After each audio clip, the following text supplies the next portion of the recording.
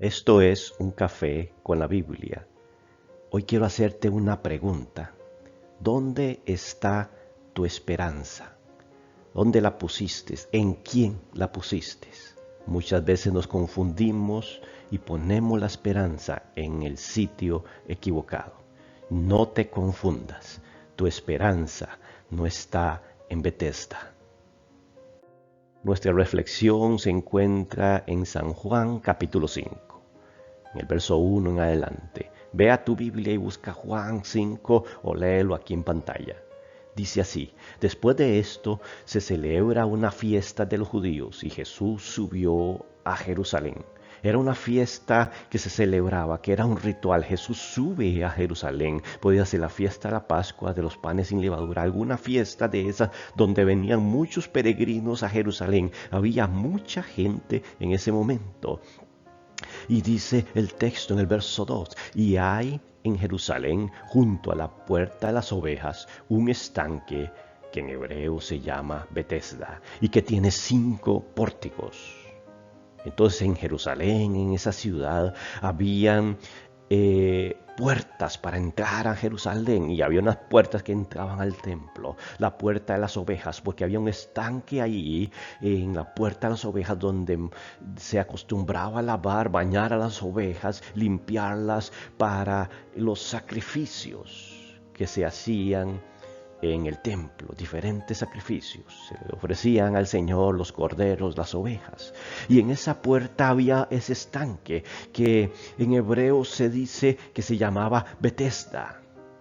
Y Bethesda, curiosamente, quiere decir casa de misericordia. Así se traduce el estanque Bethesda, casa de misericordia, porque era algo profético. Ahí en ese momento iba a suceder un acto de misericordia también.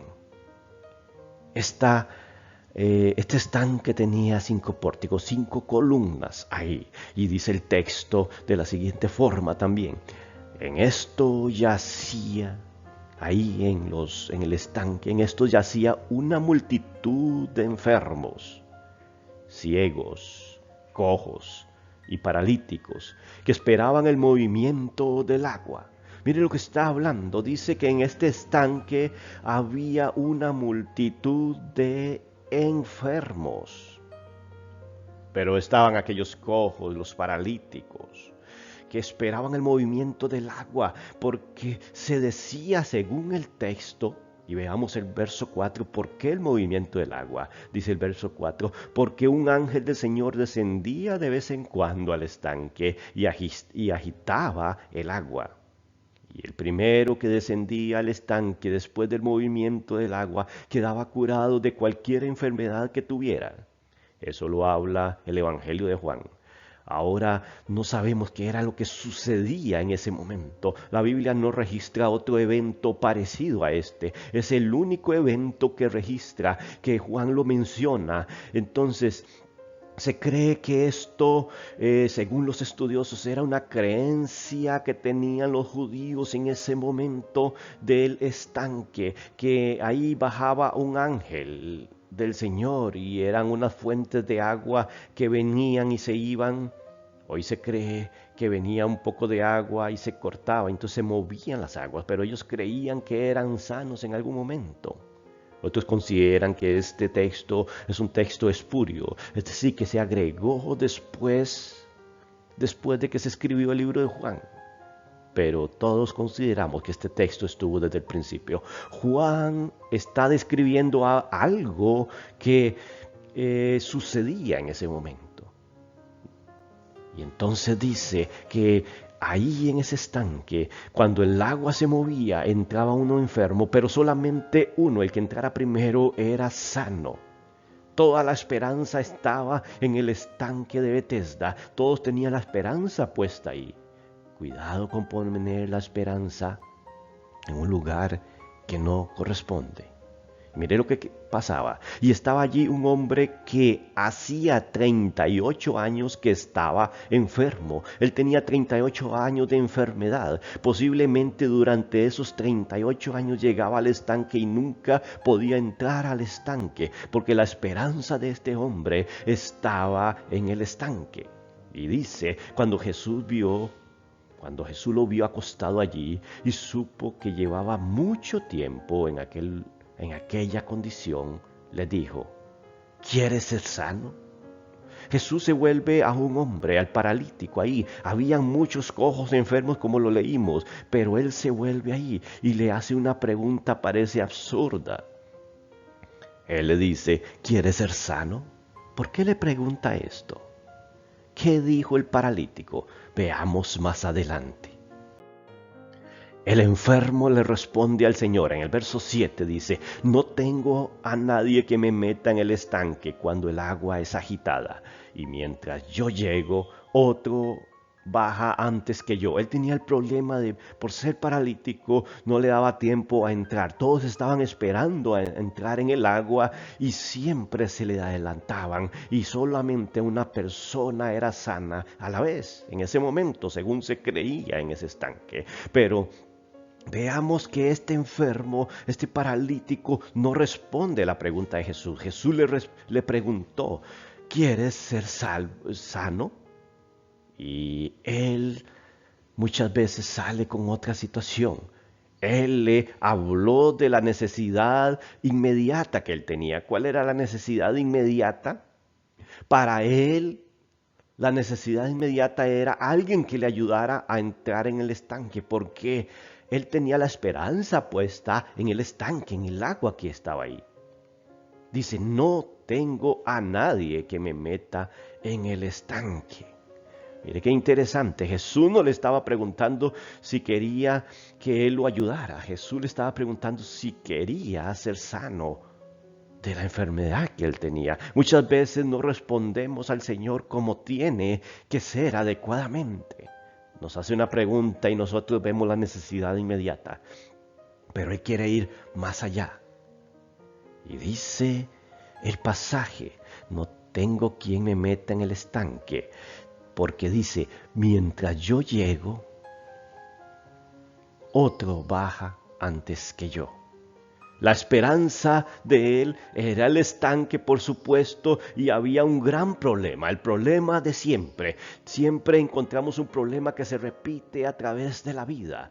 Dice que el problema, aquí está en rojo, al final dice, y mientras yo llego, otro baja antes que yo. Ese era el problema. Él no veía el problema como que estuviera enfermo, sino que el problema era que alguien llegaba antes que él. Y no tenía nadie que lo metiera en el estanque. Era la necesidad. Él pensó que el Señor Jesús le iba a ayudar a meterlo en el estanque, que iba a abrir paso entre la gente, iba a meterlo ahí para que fuera sano. Pero mira lo que ocurre. Todo parece razonable. Alguien debía ayudarle a él, por supuesto. Pero Jesús le dijo, ¿qué le dijo Jesús? Jesús responde de una forma interesante. En el verso 8, levántate, toma tu camilla y anda. Y al instante el hombre quedó sano y tomó su camilla y echó a andar. Esta no era la respuesta que esperaba aquel enfermo. La respuesta era que lo tomara de la mano y lo llevara al estanque. Pero Jesús se brinca todo protocolo. No necesita el estanque, no necesita Betesda, el lugar de misericordia. Él no necesita aquel supuesto ángel que llegaba a mover las aguas. Él solamente le dice al enfermo, levántate, toma tu camilla y anda. Aquellos enfermos estaban en una camilla hecha de un manto y unas varas atravesadas. Esa camilla era la protección de él. Le dice no solamente que se levante. ¿Cómo se podía levantar un paralítico? Era imposible, pero él le dice levántate, y no solamente levántate, sino que carga tu camilla, y no solamente que la cargue, sino que anda. Estaba haciendo algo inesperado. No necesitó de una rehabilitación. No necesitó de un entrenamiento aquel hombre paralítico. Solamente necesitó escuchar la voz del Señor y obedecer a esa voz. Porque dice el verso 9, y al instante, en el momento, sin retraso, al instante el hombre quedó sano y tomó su camilla. ¿Y qué hizo? Echó a andar. Tu necesidad inmediata entonces no es el estanque. Tu necesidad de inmediata no es alguien que te ayude a llegar ahí. El problema tuyo no es que alguien entra primero al estanque. La necesidad inmediata tuya es Jesús. Si estás enfermo, si tienes una necesidad espiritual, tu necesidad es Jesús. Tu esperanza es Jesús. Tu esperanza no está en Betesda, en el estanque de misericordia. Ahí Jesús se fijó en este hombre. Habían cientos de cientos, pero a él le llegó la hora de que Jesús pusiera la mirada sobre él. No es como tú piensas o como quieres que suceda. Dios tiene otras formas. No es como tú lo digas, es como Dios quiere hacerlo. ¿A cuántos sanó Jesús en ese estanque? Solo a ese hombre. Y dice el texto 9 y 10, y aquel día era día de reposo. El día de reposo era el día sábado, y ese día era sagrado para el pueblo judío. Tenían que respetarlo según la ley de Moisés y la ley que habían impuesto los fariseos. Se dice que no se podía caminar más de 600 metros, menos de 1 kilómetro. No se podía cargar nada porque se consideraba que cargar algo, llevar algo sobre sus hombros era trabajo. Y se estaba respetando el día de reposo. Pero aquel hombre llevaba su camilla y Jesús había sanado en el día de reposo. Se consideraba ilícito, no permitido sanar en día de reposo, porque ellos se guiaban según la ley y no según la misericordia, no según la necesidad del hombre, porque esto era religión. Y es que hoy la religión se va en cuanto a ritualismos y cumplir días y cumplir preceptos, sin ver la necesidad de las demás personas. Dice el verso 10, por eso los judíos decían al que fue sano, es día de reposo y no te es permitido cargar tu camilla. Le estaban reprochando a aquel hombre que recién había sido levantado por Jesús, 38 años de enfermedad. En vez de celebrar con el hombre, le reprochaban. Y es que siempre van a haber personas que en vez de felicitarnos o de animarnos en algún momento, cuando Dios hace un milagro, siempre nos van a reprochar algo. No te es permitido cargar tu camilla, le decían a este hombre. Estas palabras son palabras de desánimo, de confrontación, de señalamiento. Esto es por ignorancia, muchas veces por fanatismo u ortodoxia. Estos hombres lo señalan. Hoy no es diferente, hoy es muy parecido.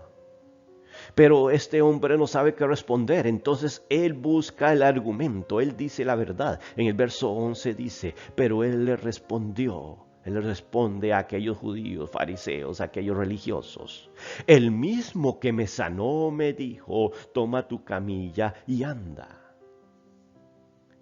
Él pone los cargos sobre Jesús, dice él mismo, es decir, aquel que tiene autoridad para sanarme fue el que me dijo. El maestro, él mismo, el que me sanó. ¿Qué fue lo que le dijo? Toma tu camilla y anda. Le preguntaron, ¿quién es ese hombre que te dijo, toma tu camilla y anda? Mira lo que es la pregunta. Están invisibilizando el milagro. Ellos no se sorprenden por el milagro. Conocían a aquel hombre, 38 años de estar postrado en el estanque de Betesda, esperando que alguien lo sumergiera en el estanque. Pero ellos sabían quién era ese hombre. Pero nunca le dijeron qué bien que ha sido sano. Ellos querían saber quién era el hombre que le dijo que toma la camilla y anda, porque para ellos lo importante es que quebrantó el mandamiento que se decía que no podía trabajar el sábado. A ellos no les interesó en ningún momento que aquel hombre fuera sano, que tuviera misericordia de Dios en su vida. Verso 13 dice, pero el que le había sido sano, dice, no sabía quién era, porque Jesús sigilosamente se había apartado de la multitud que estaba en aquel lugar. Jesús, de una forma sencilla y humilde, sin pretensiones, sigilosamente dice que sale de la multitud. Porque había una gran multitud, era la fiesta de los judíos, una de las grandes fiestas, y habían muchos enfermos. Se le hubiera hecho un alboroto a Jesús ahí. Todos querían ser sanos en ese momento. Y mira que cuando Dios quiere sanar a alguien lo hace. No sana a todos a la vez. Muchas veces las personas no son sanas porque no les ha llegado la hora. Porque así en algún momento Dios lo ha querido. No lo entendemos, pero así es. Jesús nos sanó a todos en el estanque de Betesda. Sin embargo, Él se escapa sigilosamente, se aparta de aquel lugar de la multitud y se va a otro lugar. Después de esto, dice el verso 14, después de esto Jesús lo halló en el templo. ¿A quién halló? Al enfermo, aquel paralítico junto al estanque de Betesda que había sido sanado. Jesús lo encuentra en el templo y le dijo, mira, has sido sanado. Él recuerda, tú has sido sanado, para que lo identificara a él como el hombre que lo había sanado. Y le dice, no peques más para que no te suceda algo peor. Jesús termina su labor ahí en el templo. Él va y se reúne en el templo. Este hombre también, el que había sido sanado, posiblemente va a dar gracias a Dios. No sabemos si él alguna vez había entrado en el templo. Posiblemente nunca había entrado en el templo. Y ese día entra en el templo a glorificar al Señor que lo había sanado. Pero él se lo encuentra, Jesús se lo encuentra y termina su labor y le dice, mira que no peques más para que no te suceda algo peor. Mira que ya Dios te perdonó. Y es que el Señor siempre nos recuerda, mira que no peques más. Cuando venimos a Él nos dice, ya te hice una sanidad, ya salvé tu alma, pero no peques más, sígueme. Porque pueden suceder cosas peores. Y es que muchas personas al ser sanadas le prometen al Señor seguirlo por siempre si son sanadas. Tal vez están postrados en una cama en un hospital al borde de la muerte y ellos le hacen una promesa al Señor. El Señor los salva, pero después se olvidan de aquella promesa.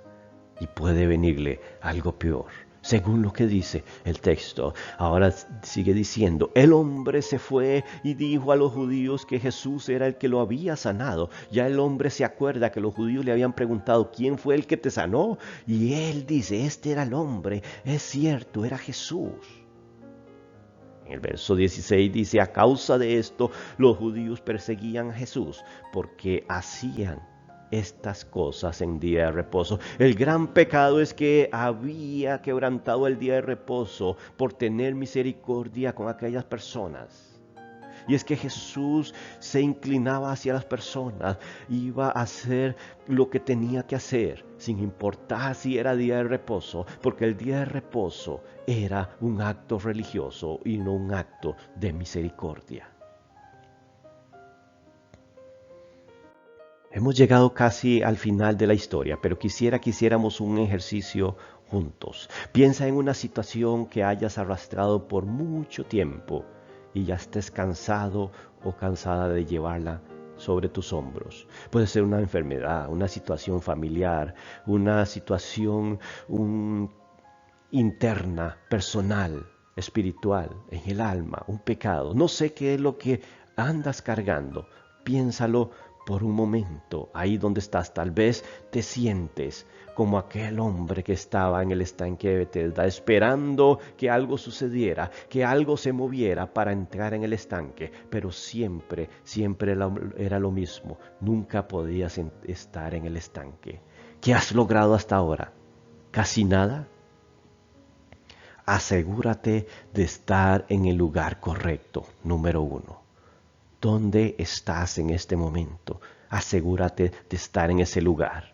¿Cuál es el lugar correcto? Dice el verso 7. Entonces Jesús le dijo de nuevo, en verdad os digo, yo soy la puerta de las ovejas. Juan 17. Mira que allá hablamos de la puerta de las ovejas. Debemos de estar junto a la puerta de las ovejas. Aquel hombre estaba junto a la puerta de las ovejas que estaba al lado del estanque, que entraba al estanque de Betesda. Estaba ahí. ¿Y cómo podemos estar a la puerta de las ovejas? Aquí Jesús en Juan capítulo 10. Verso 7 dice, Jesús le dijo de nuevo, en verdad os digo, yo soy la puerta de las ovejas. Número 1, ¿estás en Jesús? Jesús es la puerta de las ovejas. Es posible que hayas estado en el lugar correcto, pero no en el momento preciso. Es decir, es seguro que conoces al Señor, que desde hace muchos años andas con Él, tratas de estar bajo su palabra. Sin embargo, quizás no es el momento preciso. Dios tiene un momento para cada cosa. Enfócate en otro punto mientras tanto. Posiblemente tu esperanza está en Betesda, pero vuelve a ver hacia los lados. Tal vez tu esperanza es Betesda y no es Jesús. Mira que Jesús está a tu lado y te está preguntando algo. ¿Quieres ser sano? Jesús te mostrará tu necesidad verdadera.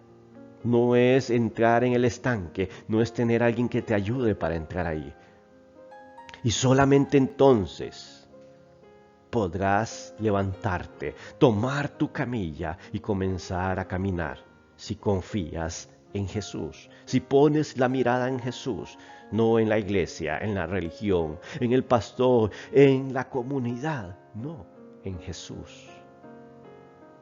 Recuerda, cuando hayas logrado tu propósito, cuando Dios ha respondido ese milagro, siempre habrán personas que te señalarán por lo que has conseguido, que no te van a felicitar, que te van a criticar y te van a señalar, y no le va a interesar que tú hayas logrado lo que lograste. Pero eso no importa. Jesús te hizo libre, te libertó, te quiere libertar en este momento también. Solamente búscalo. Él es la puerta de las ovejas. Así que no te confundas, tu esperanza no es Betesda, tu esperanza es Jesús. Gracias por haber estado en este espacio una vez más con nosotros. Si quieres contactarte, te dejamos un correo en la descripción para que puedas participar también en los estudios bíblicos en vivo con nosotros. Si tienes alguna pregunta o inquietud, y visita nuestro canal, tenemos muchos mensajes con temas diversos. Muchas bendiciones a cada uno de ustedes.